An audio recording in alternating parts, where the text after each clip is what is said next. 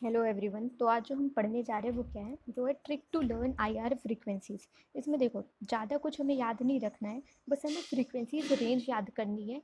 क्योंकि एनएमआर के क्वेश्चन में मोस्टली नेट और गेट में क्या होता है, एनएमआर क्वेश्चन के साथ में आईआर फ्रीक्वेंसी दी होती है। तो हमें गेस करना होता है कि वहाँ पे कौन सा फंक्शनल ग्रुप प्रेजेंट हो सकता है। तो हमें ज़्यादा कुछ नहीं याद रखना है, एक तो ये लाइन याद रखनी है हमें, और एक ये टेबल याद रखनी है हमें। तो बस इसे अगर मैं बनाना आपको बता दूँ तो ये बहुत ईजिली आपको याद रह जाएगा। तो चलिए देखते हैं कि इसको बनाते कैसे हैं। तो आते हैं हम इधर। हमें क्या करना है, पहले तो हमने एक लाइन ड्रॉ कर की है, ठीक है, और उसे डिवाइड करते हैं। अब पहले 5, देन 15, देन आएगा अपना 16, 18, 20, 25 एंड 40। अब इनमें फर्दर ये क्या होता है, यहाँ पे डबल ज़ीरो प्रेजेंट होता है। तो हम बस याद करने के लिए मैं थोड़ा डिफरेंट कलर से लिख रही हूँ, जिससे आपको ये याद रह जाए कि 5, 15, 16, 18, 25 एंड 40 ये होती है रेंजेस। अब इसमें क्या आता है, 500 टू 1500 ये सब सेंटीमीटर इनवर्स में है। तो 500 टू 1500 हमारा सिंगल बॉन्ड आता है। आगे हमारे सिंगल बॉन्ड 15 टू 16 हमारे डबल बॉन्ड आएंगे। और डबल बॉन्ड में क्या होगा कि आपका जो सी डबल बॉन्ड ओ है वो थोड़ा हायर फ्रीक्वेंसी में चल जाता है। 18 टू 20 कुछ नहीं रहता। 20 टू 25 में हमारे ट्रिपल बॉन्ड लाई करते हैं, और 25 टू 40 में हमारा कोई एटम है उसके साथ में हाइड्रोजन बॉन्ड होगा, हाइड्रोजन बॉन्डेड रहेगा, ठीक है।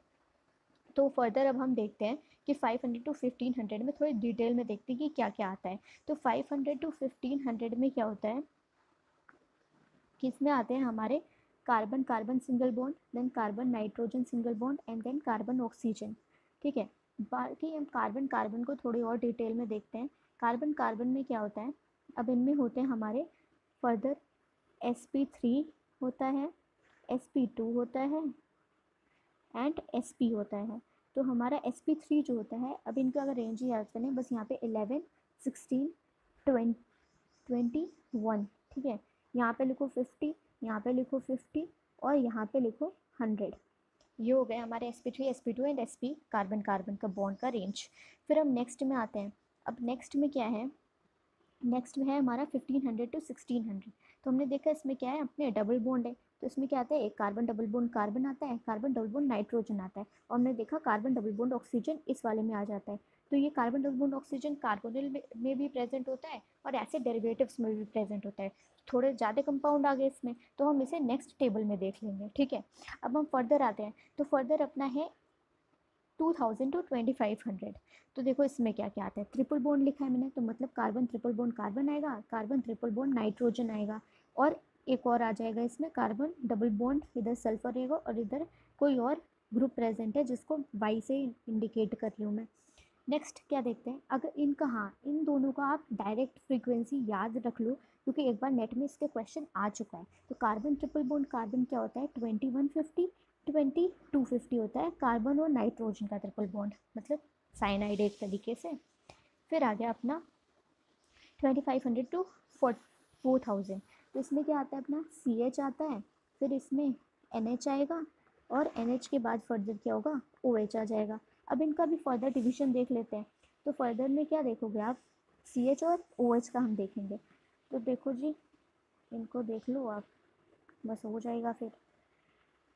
तो CH में भी फर्दर हम डिवाइड कर लेंगे क्या, sp3, sp2 एंड sp। तो एस यहाँ पे याद करना और भी इजी है, 30, 31 एंड 33, डबल ज़ीरो लगा लो सब में, यही हो गई इनकी रेंज।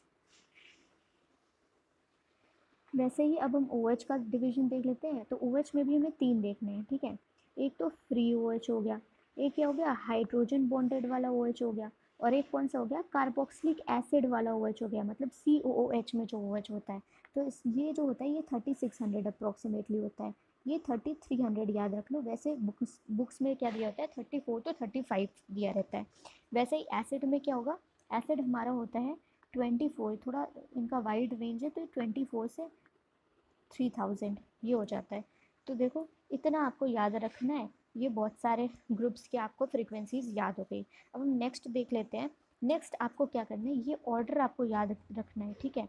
ये ऑर्डर आपको अगर एक बार याद रहा तो आप इजीली इनके रेंजेस फटाफट लिख के और फिर मैच करा सकते हो कि क्या हो सकता है वहाँ पे।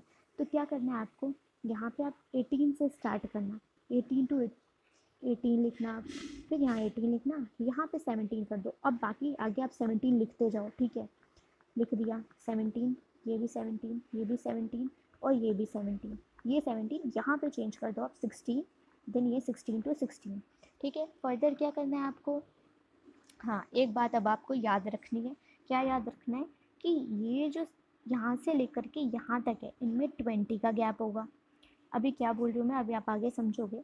फिर इसमें 30 का गैप होगा, इसमें होगा 40 का गैप और इसमें होगा 50 का गैप, ठीक है। इतना कर लिया। अब आपको क्या याद रखना है, ये 18 50 से स्टार्ट होता है, तो 50 का गैप मैंने बोला ना यहाँ पे 50 का गैप, तो यहाँ पे मतलब 1800 आएगा। फिर 1800 लिखा, यहाँ क्या बोला मैंने 40 का गैप, तो यहाँ क्या आएगा 1760, यहाँ 1760 मतलब ये सेम है, ठीक है। 1760 पे एंड हुआ, ये 1760 से स्टार्ट हुआ, तो ये अगर 1760 है तो ये 20 का गैप मतलब 1740, ऐसे 20 का गैप बनाते जाओ, तो ये हो जाएगा 20, ये 20 है तो 1700, ये 1700 है तो ये 1680 हो गया। अब ये 1680 है तो 30 का गैप बोला है, तो यहाँ पे क्या हो जाएगा 1650। तो बस इजी था ना। तो ये आपने याद कर ली, ये टेबल भी बनानी आपने सीख ली, और ये भी बनाना आपने सीख लिया। तो अगर आपने इतना प्रॉपर तरीके से सीख लिया है तो बस ये रहा, इसका स्क्रीनशॉट आप रख लो, इसे 2-3 बार बना के खुद से बनाना, रिवाइज कर लेना, तो आपको सारे IR फ्रीक्वेंसीज ईजिली याद हो जाएंगे। तो थैंक यू फॉर वॉचिंग।